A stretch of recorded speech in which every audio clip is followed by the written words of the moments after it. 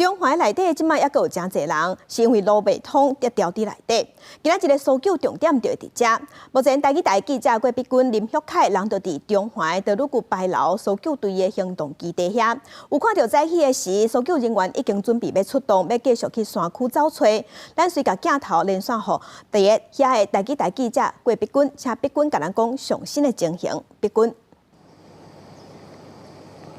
是记者即摆人伫咧台北线的中环路段，受即个地动影响上大的路段，佮有即个台北线的中环路段。为即个中环的牌楼到中环的新木地区是有侪侪所在崩山路石，所地是有受即个交通管制。伫咧即个牌楼进前差不多700公尺左右的所在，即个搜救队也伫头路股公务段有成立即个行动基地。伫咧今仔日早时约7点的时阵，因也开始即个搜救工作的准备，咱来看因准备的状况。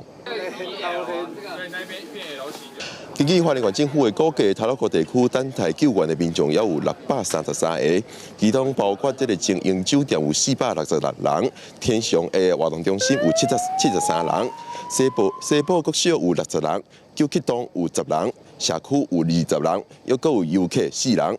目前规划除了看公路总局台北线的手通状况来救援以外，这个空勤总队也要看天气状况出动直升机来救援。但是今仔日的天气，会再看到是乌阴，加上这个预报资料，落雨机会通到50%，加上即摆地动尾发生是已经超过480层。也那这个救援状况如何，救援速度如何，也要过来看这个环境的状况。以上是公司台记者来自头路股的连线报道。